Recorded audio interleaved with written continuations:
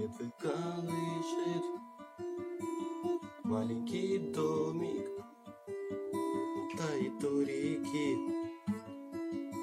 Там маленький мальчик тянет маме ладони, маму зовет, но мама все спит.